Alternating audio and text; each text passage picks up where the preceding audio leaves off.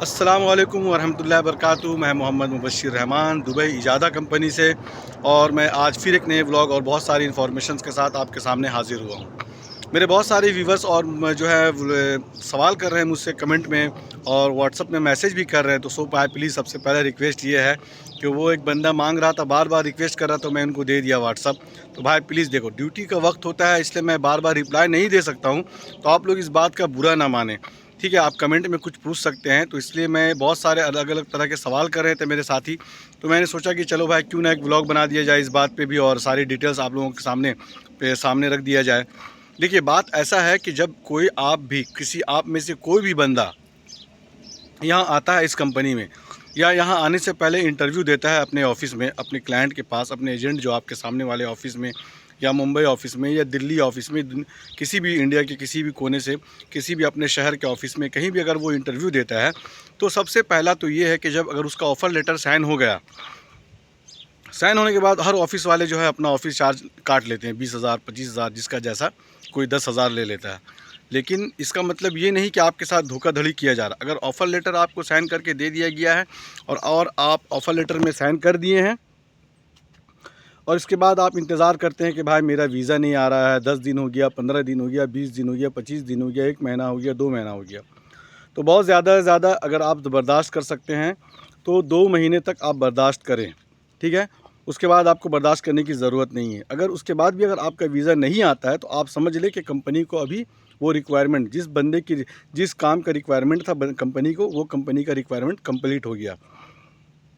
पहला तो आपके सवाल का जवाब मैं दे दिया, और दूसरे सवाल का जवाब ये है कि भाई वीज़ा कितने दिन में आता है। वीज़ा मैं बता दिया, 2 महीने के अंदर अगर नहीं आता है तो समझ जाओ। हाँ, और दूसरी बात ये है कि अगर आप इंतज़ार कर सकते हैं, तो ऐसा नहीं कि आपके साथ धोखाधड़ी हो रहा है। अगर आप इंतज़ार कर सकते हैं, फिर से ज़रूरत पड़े कंपनी को, क्योंकि कंपनी अभी क्या कर रही है कि वीज़ा अप्लाई करने से ज़्यादा है, अप्रूव करने से ज़्यादा वो बेहतर समझ रही। बहुत बार ऐसा होता है कि वीज़ा भेज देती है कंपनी, मगर कभी-कभी ऐसा क्या होता है कि अपने ही कंपनी के अंदर में कोई ऐसे लोग हैं जिसका इंटरव्यू लेती है और उसको बीएमएस का काम दे देती है। ख़ासकर बीएमएस ऑपरेटर के बारे में ये बता रहा हूँ मैं, ठीक है ना। लेकिन अगर कंपनी को फिर रिक्वायरमेंट होगी, उनको ज़रूरत होगा, तो वो फिर से वीज़ा भेजेगी। और अगर आप सब्र किए हुए हैं, बर्दाश्त किए हुए हैं, तो आपके ऑफ़िस के पास मिल जाएगा कि भाई ये बंदा अवेलेबल है जिसका इंटरव्यू हमने लिया। दोबारा इंटरव्यू नहीं होगा इंडिया में आपका, अवेलेबल है। अगर आप आने का इरादा रखते हैं तो फिर आप आएँगे, और इंटरव्यू देने की ज़रूरत नहीं है, आपका वीज़ा आ जाएगा। और अगर आप नहीं बर्दाश्त कर सकते हैं, आपके पास वक्त नहीं है, ज़रूरत पैसे की ज़्यादा है, लोग परेशान रहते हैं, तो फिर आप अपना वापस ले सकते हैं पासपोर्ट वगैरह, और लेकर के फिर दूसरी जगह अप्लाई करें। क्योंकि किसी एक जगह में वक्त गंवाना भी अच्छी बात नहीं है। फिर से मैं, और एक बात ये है भाई, मेरे बहुत से लोग एयरपोर्ट में आते हैं, कोई अबू धाबी चला जाता है, कोई शारजा चला जाता है, कोई दुबई चला जाता है। तो इसका मतलब ये नहीं है कि कंपनी आपको लेने नहीं आएगी। अगर किसी वजह से नहीं आ सकी कंपनी, किसी काम की वजह से कंपनी की गाड़ी नहीं आ सकी, तो आप कांटेक्ट करें, रब्ता करें, वो आपका एड्रेस बताएगी, फिर उस जगह पे आप आ जाएँ। और आने के बाद फिर कंपनी वाले को आप बताएँ कि भाई मैं फ़लाने जगह पे आ गया हूँ, तो कंपनी अपनी गाड़ी भेज के आपको रिसीव कर लेगी। सिंपल सा बात है, घबराने वाली कोई बात नहीं है, ठीक है। ये हो गया। और एक बात ये है कि भाई, आप अपने ज़ाती ख़र्च के लिए, खाना पीना, दवा, हर चीज़ के लिए आप अपने पैसा, साबुन, सरफ़, शैम्पू, कुछ भी अपनी ज़रूरत के सामान के लिए अपना ख़ुद का ख़र्चा आप कम से कम 1 महीने का लेकर आएँ, ठीक है ना। ये भरोसे नहीं आए कि कंपनी मुझे एडवांस देगी, यार क्यों नहीं देती है, सब कंपनी देती है। भाई अब इसका रूल्स नहीं है, ये नहीं देती है।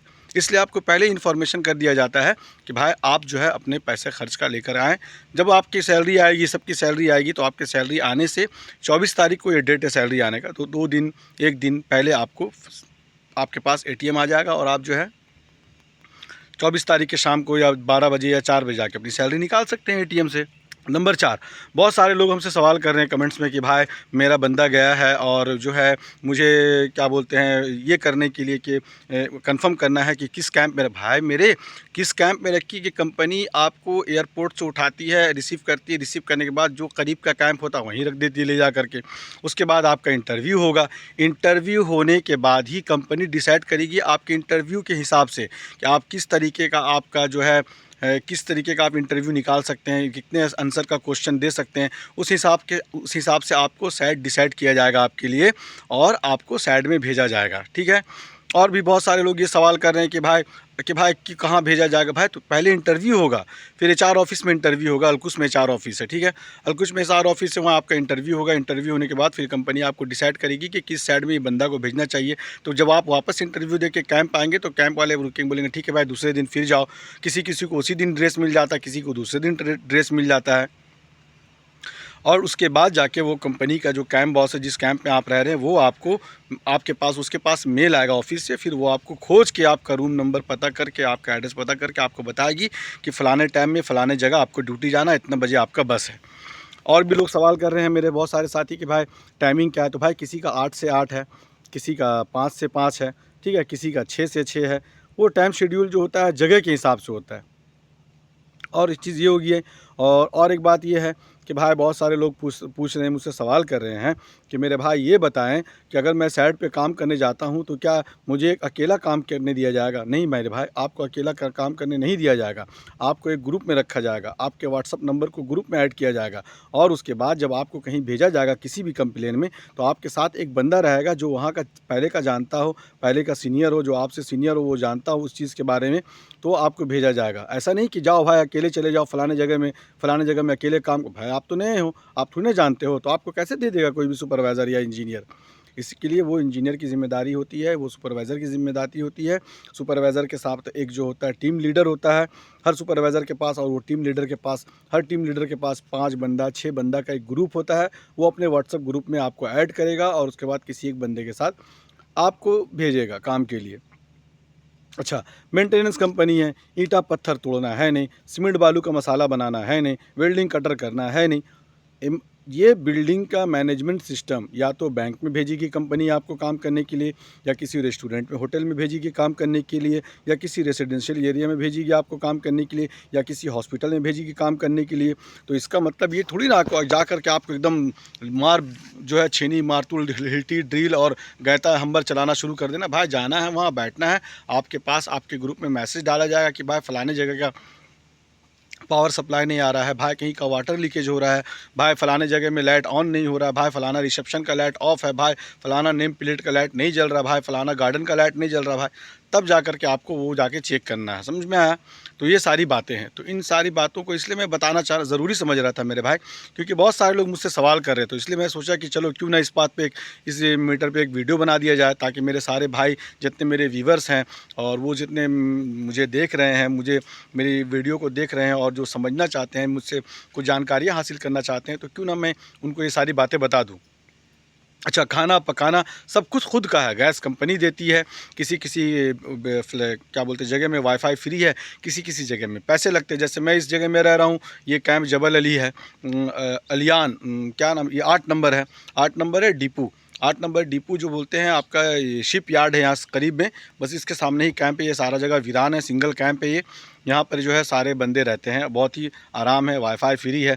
तो हमारे यहाँ वाईफाई फ्री है, जिम भी है। तो इसी तरह हर कैंप में जिम है, वाईफाई है और गैस भी लगा हुआ है, आप मस्जिद भी है। और अच्छा, साइड पे काम करने के दरमियान हम जो है काम करने के दरमियान नमाज़ पढ़ सकते हैं। क्यों नहीं नमाज़ पढ़ सकते हैं? आपको नमाज़ के लिए कोई मना नहीं करेगा। आप साइड के वक्त नमाज का, साइड में कहीं भी काम कर रहे, काम के दौरान नमाज का वक्त हो गया तो 5 मिनट के लिए आप वक्त निकाल के नमाज़ पढ़ सकते हैं। इसमें कोई ममानियत नहीं है, कोई रुकावट नहीं है। आप बिंदास यहाँ आएँ, ईमानदारी से काम करें, अपना ड्यूटी शेड्यूल को फॉलो करें, तो आपका ना सैलरी कटेगा ना कुछ कटेगा। हाँ, अगर आप ड्यूटी शेड्यूल को फॉलो नहीं करते हैं, सुपरवाइज़र, फोरमैन या इंजीनियर के साथ बहस करते हैं, तो कंपनी के सामने आपका रिपोर्टेशन ख़राब होगा। जो काम आपको बताया गया है उस काम को आपको करना है। और अच्छा भी, और एक बात कि भाई इंटरव्यू लिया जाता है, तो इंटरव्यू का मतलब ये नहीं कि आपको फिर से कंपनी वापस भगा देगी। नहीं भाई, इतना पैसा खर्च करके कंपनी आपको बुलाई है, वापस भगाने के लिए नहीं बुलाई है। कंपनी आपको रखेगी, मगर इंटरव्यू का मतलब ये होता है, देखता है कि बंदा कितने लेवल तक है, किस लेवल तक बंदा काम जानता है, कितना काम कर सकता है, इसके ऊपर हम भरोसा कर सकते हैं या नहीं कर सकते, और करें तो कितना भरोसा कर सकते हैं इसके ऊपर। तो इसलिए इंटरव्यू लिया जाता है, ऐसा कोई ख़ास नहीं है। बहुत सारे लोग पूछते हैं भाई मेडिकल में क्या होता है? तो भाई मेडिकल में होता है ब्लड टेस्ट, चेस्ट टेस्ट, और कुछ भी मेडिकल नहीं होता है। मेडिकल होने के बाद आपको जब ड्यूटी ऑन हो जाएगा तो फिर कुछ दिन के बाद आपका फिंगर होगा, जिसको हम लोग बोलते हैं बायोमेट्रिक, ठीक है। उसके बाद आपका आईडी कार्ड बनेगा, जिसको हम कहते हैं इमिरेट्स आईडी। जैसे हमारा इंडिया में ना आधार कार्ड, इस तरीके से आइडेंटिटी कार्ड बनेगा आपका। और उसके बाद जो है फिर आप अपना जो है सिम ले सकते हैं, उस आईडी कार्ड से कुछ भी कर सकते हैं। तो आप आएँ, बेफ़िक्र होकर के आएँ, ये फैसिलिटी मैनेजमेंट सिस्टम है, किसी तरह की कोई परेशानी नहीं है। देखिए भाई, अगर आप सोचिएगा कि भाई अरे यार, कहाँ ला के रख दिया है, भाई मेरे इतना अगर हम पैसा कमाना चाहते हैं, कुछ आगे बढ़ना चाहते हैं, तो स्ट्रगल करना पड़ेगा यार। आप 1 लाख, 1.5 लाख लगा कर के आए हैं और ये सोचेंगे कि हम जाते साथ 1 करोड़ रुपया कमा लें, तो वो 1 डेढ़ लाख को आप लगा करके आए ना इंडिया में, तो आप समझिए कि आप इन्वेस्ट करके आए। आप इन्वेस्ट किए हैं, अब आपको उसका मुनाफ़ा मिलेगा, मगर उसके लिए आपको कम से कम 2 साल स्ट्रगल करना पड़ेगा, 1 साल स्ट्रगल करना पड़ेगा। उसके बाद बहुत सारे रास्ते आप जब यहाँ आओगे, तो समझ जाओगे। तो कैसा लगा मेरा ये इन्फॉर्मेशन? आपको अगर पसंद आया हो, तो प्लीज़ इसे लाइक करें, ज़्यादा से ज़्यादा शेयर करें, भाई कमेंट करें, मुझे सपोर्ट करें। इंशाअल्लाह ताला फिर मिलते हैं किसी नेक्स्ट वीडियो पे। अल्लाह हाफ़िज़।